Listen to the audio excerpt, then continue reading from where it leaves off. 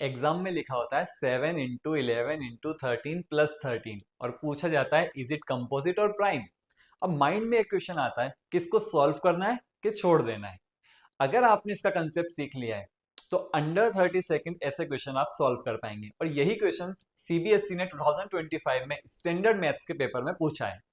इसको समझने के लिए आपको सिर्फ ये समझना है कि कंपोजिट नंबर क्या कहता है, कंपोजिट नंबर क्या होता है, सिर्फ ये समझना है। अच्छा, कंपोजिट नंबर क्या बोलता है कि which have more than 2 factors are called composite number. ऐसा नंबर जिसके मोर देन 2 फैक्टर्स हो और 2 फैक्टर भी फिक्स है। मोर देन 2 फैक्टर्स की हम बात कर रहे हैं, उसमें 2 फैक्टर तो फिक्स है, 1 और नंबर इटसेल्फ।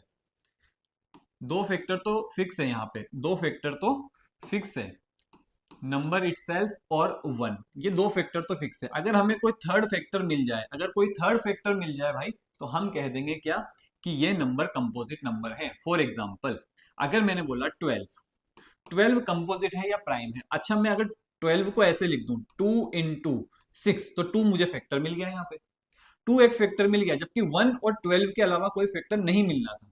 1 और 12 के अलावा कोई फैक्टर नहीं मिलना था अगर ये प्राइम होता तो।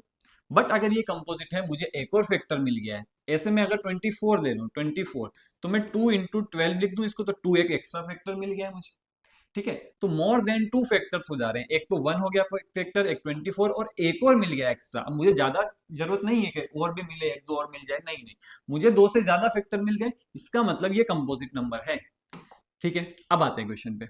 एक्सप्लेन एक्सप्लेन करना है Y 7 × 11 × 13 and 7 × 6 × 5 × 4 × 3 × 2 + 5 are composite number. ये दोनों नंबर कंपोजिट है, ये प्रूफ करना है। अच्छा सुनो ध्यान से, ये पूरा नंबर है, सिर्फ हमें ऐसे फैक्टराइज करके दिया हुआ है। ये पूरा नंबर है 7 × 11 × 13 + 13, ये पूरा नंबर है।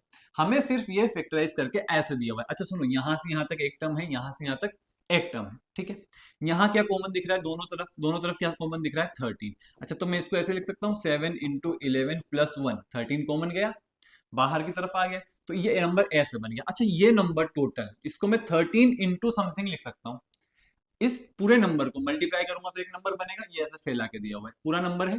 इसमें 13 इंटू समथिंग इसको मैं लिख पा रहा हूं, इसका मतलब ये नंबर कैसा है, कंपोजिट है। सेम यहाँ पे आप देखेंगे तो यहां से यहां तक एक नंबर बना हुआ है और ये इधर वाला एक बना हुआ है। तो यहां से अगर मैंने 5 कॉमन लिया तो 7 × 6 × 5 तो गया, तो 4 × 3 × 2 × 1 प्लस में क्या आ जाएगा यहाँ पे 1।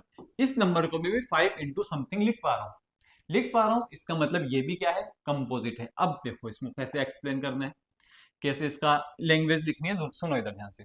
यहां से 13 कॉमन लिया मैंने, सही है बात। यहां क्या लिखूंगा, we can clearly observe that this number have 13 as its third factor. इसका थर्ड फैक्टर क्या मिला हमें, 13 मिल गया है। The given number have more than 2 factors, इसलिए इसके 2 से ज्यादा फैक्टर हो गए, hence it is composite number. बस एक लाइन लिख के खत्म करना है। सेम यहाँ पे भी है, we have clearly observe that this number have 5 as its third factor. ये सिंपल सी लैंग्वेज है।